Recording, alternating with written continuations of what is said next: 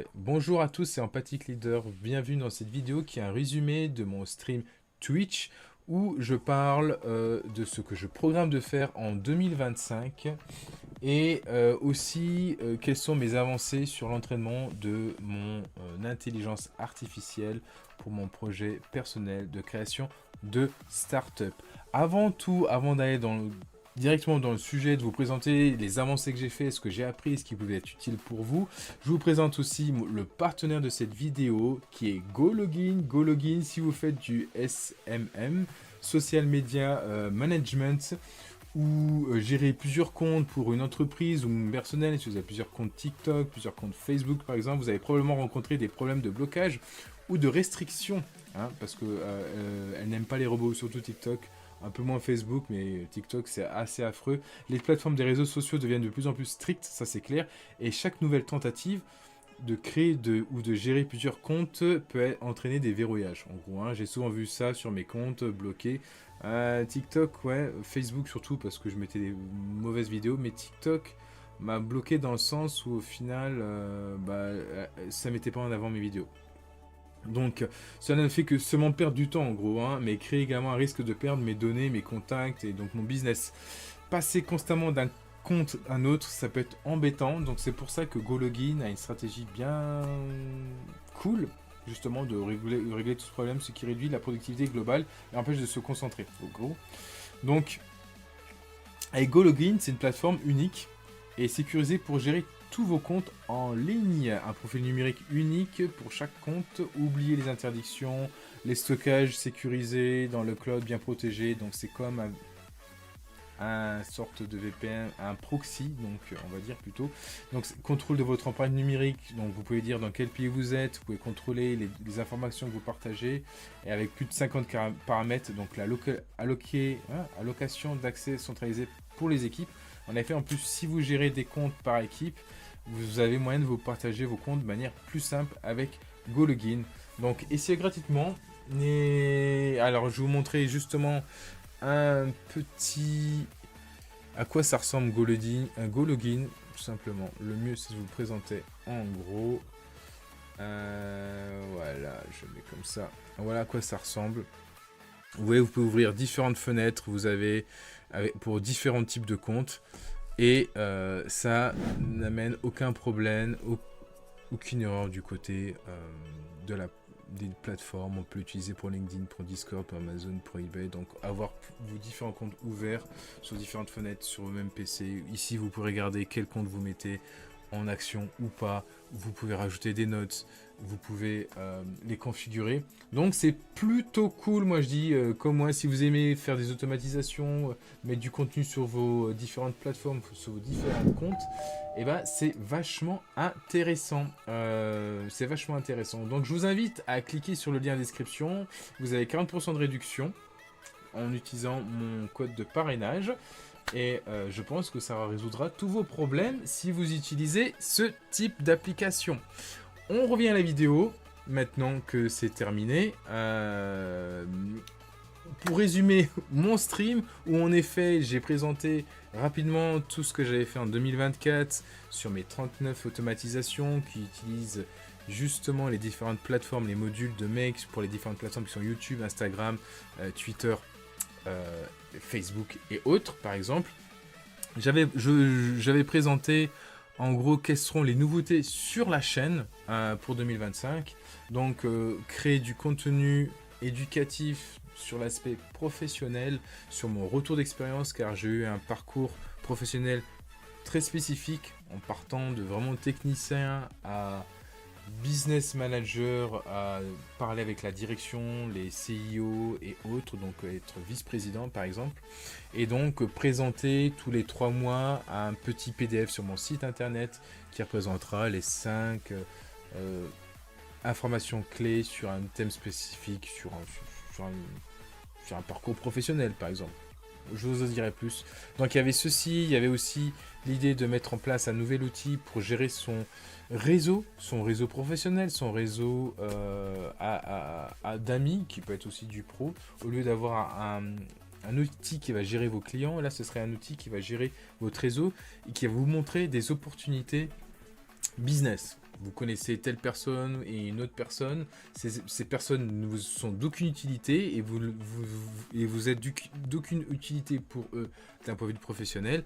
Mais avec cet outil, ils pourront mettre ça en évidence que ces deux personnes que vous connaissez pourraient travailler ensemble et qu'il y a un réel bénéfice business. Ou même si vous devez créer une start-up, si dans votre réseau vous avez des affinités, il y en a un, c'est un investisseur ou autre, et hop, c'est ce qui serait bien, c'est que automatiquement cet outil vous dise que ce sont les bonnes personnes, par exemple. C'est là-dessus que je vais travailler. Après, il y aura des améliorations aussi en 2025. Ce qui est prévu comme amélioration, c'est justement sur l'aspect blog. L'aspect blog, pour moi, j'ai fait beaucoup de tests en 2024 d'automatisation pour générer automatiquement en fonction de la tendance actuelle de mon service que je propose, de mes services que je propose sur ma boîte. Qui était plutôt pas mal. Tout était automatisé jusqu'à la création de l'image, création de la vidéo et autres. Mais pour moi, ces blogs étaient un peu trop redondants. Pas trop de succès, c'est sûr. Un peu trop. Oh, salut les loulous. Brad Bat, comment tu vas? Ouais, je suis en train de terminer. Préenregistré ou quoi? Non, pas du tout. C'est pas du tout préenregistré. Je suis en train de terminer. Je résume un peu ce qui s'est passé dans le stream. T'arrives juste à la fin, donc t'arrives au meilleur moment. Désolé, j'avais pas lu ce que tu disais. Et puis il y avait une petite promo juste avant que je devais faire. C'est un peu pour ça. Il n'y a pas de souci. En fait, j'ai tellement de choses à dire et je suis assez excité que c'est assez sympa. Donc voilà, pour continuer, voilà ce que je prévois d'améliorer en 2025. Donc mes blogs qui soient plus pertinents, qui soient plus liés à la tendance actuelle, vraiment ce qui est nouveau et pas rébarbatif, parce que sur les 15 blogs que j'ai fait de manière automatisée, sans aucun effort avec les images et autres, alors les images n'étaient pas trop parlantes, les vidéos n'en parlons pas, et c'était assez redondant. L'IA me sortait plus ou moins les mêmes informations selon le type de service, malgré que je lui donnais de la documentation en support. C'était pas vous. Donc il y aura ça amélioré, il y aura les vidéos que je vais améliorer aussi, justement, qui sont liées à ces blogs ou à d'autres thèmes. En effet, je vais rajouter du son, je vais maintenant adapter au final le temps de la vidéo au temps de ma parole, qui est généré de manière automatique, ce qui n'était pas le cas. À la fin, je parlais tout seul et la vidéo s'était arrêtée. Je vais essayer de rajouter du son et je vais rajouter mon avatar. J'aimerais bien aussi que je puisse apparaître en costard, bien sûr, sur les vidéos. Ce serait pas mal. Voici les améliorations. Et sur les projets en 2025, je vais continuer donc du coup à travailler sur la plateforme Startup Social, dont j'ai fait différentes vidéos en 2024. Je vais essayer de me lancer sur l'application mobilité, donc sur une startup proto ambulance, et bien sûr continuer ce qui a été le cas actuellement dans ce stream, pendant la plupart de ce stream, sur l'entraînement de mon intelligence artificielle pour la chirurgie esthétique. Et résumé de cette partie-là, en effet, pour faire un résumé assez simple, de ce que j'avais déjà fait dans une autre vidéo précédente, c'est que j'avais réussi à télécharger PyTorch, qui est justement un outil open source, donc gratuit. L'idée, c'est vraiment de pouvoir, pour un premier prototype, j'aimerais bien créer une IA que j'aurais entraînée moi-même qui est gratuite. Et c'est un peu le but de ce stream et de mon ancienne vidéo.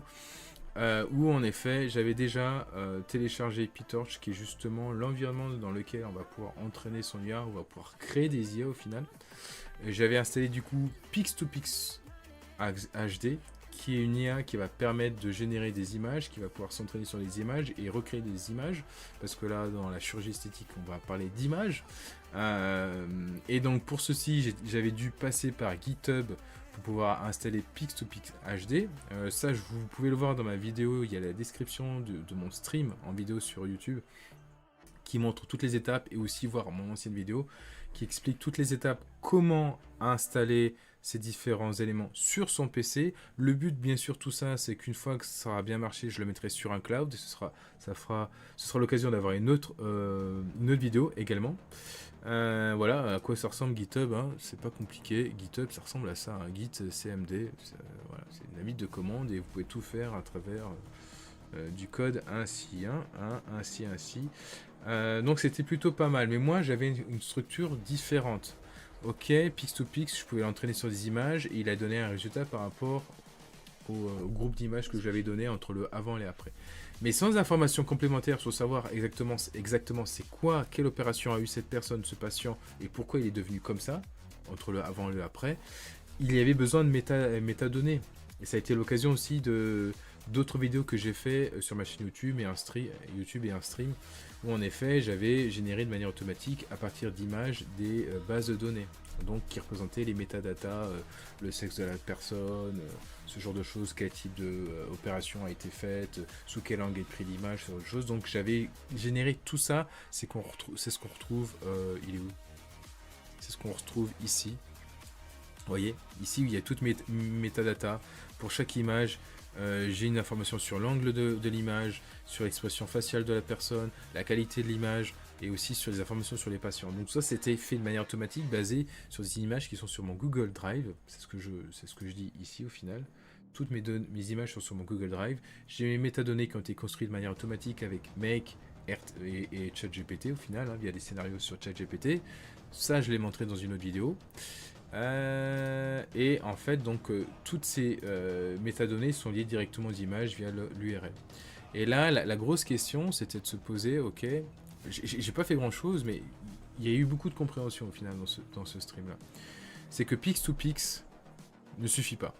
Parce que moi, j'ai besoin de ces métadonnées. Ces métadonnées vont conditionner le résultat final. C'est-à-dire parce que moi, le but, c'est que à partir d'une image et l'opération que j'ai envie de faire, j'ai envie que mon IA me dise, bah, ça va donner ça. Ok, ça va donner ce résultat-là. Qu'est-ce qui se passe? Ça va donner ça. Et Pix2Pix ne s'occupe pas de ça. Pix2Pix n'est juste là pour générer de nouvelles images en fonction de l'entraînement qu'il a eu. Il reconnaît une face. Il sait que dans son entraînement, bah, cette face, bah, après, elle a des grosses joues. Donc si elle retrouve une face, donc un visage qui ressemble à l'échantillon sur lequel elle s'est entraînée, bah, elle va lui faire des grosses joues. Peu importe au final l'opération qui est demandée sur cette personne, quoi. Donc ça va ressembler à rien. Et donc il faut que je puisse inclure mes métadonnées via un langage JSON. On vient de comprendre ce que c'était le langage JSON. Et je vais créer mon propre modèle. C'est la conclusion. En final, j'ai parlé beaucoup à ChatGPT. C'est la conclusion de ce stream. C'est que je me suis assuré de bien avoir installé tous les composants sur mon PC pour pouvoir entraîner mon IA à définir quel sera le résultat d'une opération chirurgicale. Mais pour ça, je vais devoir aussi traiter mes métadonnées et lui envoyer avant qu'il fasse le traitement. C'est où qu'on voit ça? C'est où qu'on parle de vecteur là? Voilà, non, c'est pas ça. Là, j'avais un truc bien là. Où est-ce qu'on parle de vecteur? Check. J'ai pas parlé de vecteurs, mais si, on parlait de vecteurs. Voilà, les vecteurs. C'est ça les vecteurs, non?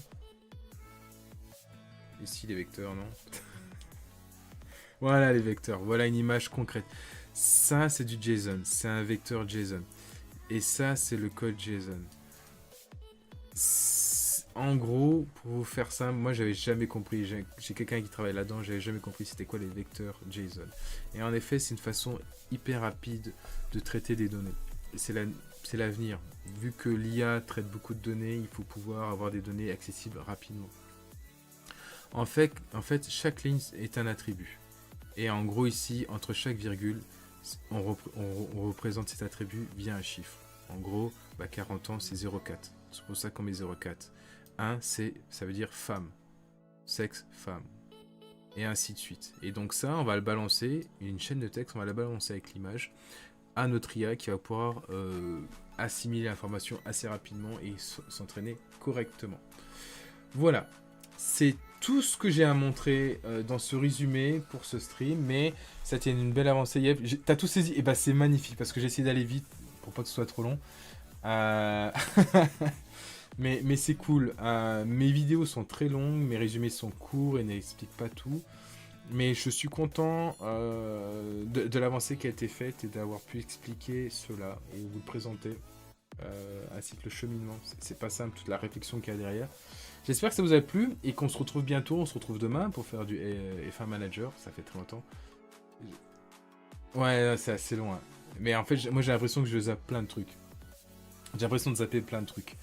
Mais bon, ça, en gros, ça résume assez bien ce que c'est que l'IA générative actuelle, ce qu'est ChatGPT. C'est un ensemble de modèles qui ont été entraînés, pré-entraînés sur différents sujets, topics, et qui sont assemblés ensemble, et ce qui fait que maintenant c'est ultra polyvalent et qu'il a plus ou moins réponse à tout. C'est un peu ça l'idée. Et c'est ce qui va se passer dans mon projet là, c'est-à-dire que je vais utiliser une IA qui s'occupe du traitement de l'image, de la visualisation du traitement de l'image, et je vais utiliser une autre IA qui, elle, va traiter mes métadonnées des images et va conditionner le traitement de mon IA au niveau visuel, au niveau des images, c'est ça. Sachant que ces métadonnées ont déjà été aussi plus ou moins traitées via une IA qui est ChatGPT, en effet. Hein. C'est ChatGPT qui m'a créé tous ces codes JSON, toutes ces métadonnées. On peut l'appliquer à la santé publique. Oui, bah après ça s'applique partout. Dès qu'il y a des données et qu'il y a des choses à analyser, on peut utiliser l'IA. En gros, c'est pas comme... En fait, ça reste ça, hein, l'IA. Hein. Je viens de le voir encore là sur les explications que m'a donné ChatGPT. C'est trait pour trait ce qui est écrit dans GitHub. GitHub, ouais, c'est ça, GitHub, c'est la même chose. Donc il explique rien, il invente rien en fait, hein, ChatGPT. On traite beaucoup de données, ouais, c'est ça. Ah, tu traites beaucoup de données épidémiologiques? Ouais, bien sûr. Oui, mais on peut détecter les cancers en avance, par exemple, tu vois. Sur l'aspect visuel, on peut détecter des cancers avant même que les médecins arrivent à le voir. Et ce qui est compliqué, c'est dans la santé publique, chaque hôpital a sa propre façon de gérer les données ou de granularité des données. C'est très compliqué. J'ai déjà croisé quelqu'un qui s'occupe de ça, qui s'occupe d'essayer d'avoir une base de données des hôpitaux, et c'est pas évident, quoi. Parce que c'est pas leur métier du tout, quoi. Mais oui, carrément. Hein. Moi, je le fais sur la chirurgie esthétique, mais ouais. Après, la problématique... sur la chirurgie esthétique, ça va être différent parce que ça va être en gros du traitement de données avant que ce soit des patients. Toi, épidémiologie, en termes épidémiologie, toi, dans ton cas, je pense que ce sera déjà des patients. Et c'est lié à la GDPR, à la protection des données patients, à la protection des données privées aussi. Protection des données privées, ça passe. Hein. Tu peux avoir un consentement, comme on l'a sur Facebook et autres, pour n'importe quelle application, ça passe. Mais tout ce qui est données patients de santé, c'est tendu. Et moi, dans mon cas, ce sera avant que ce soit traité par un chirurgien. Donc, c'est pas des données patients encore. Après, c'est encore une autre blague. Mais voilà. Mais je t'invite à... on reste en contact. Mais on pourra reparler avec plaisir... Il y a mes différents réseaux, on peut même en parler comme ça lors d'un prochain live Twitch. Avec plaisir, Brad 360. C'est avec plaisir de discuter de ce sujet. Je pense que ça peut être un bon business case que je pourrais en faire un vlog par la suite. Moi, je vous laisse. J'espère que ce résumé, cette vidéo vous a plu et même ce stream. Je vous dis à la prochaine et merci à ton soutien donc à la modération qui s'appelle Arco Live et à Brad Pratt. J'arrive pas, c'est pas mon soir. Je vous dis à la prochaine. Il se fait des commentaires, n'hésitez pas. Ciao. Ciao.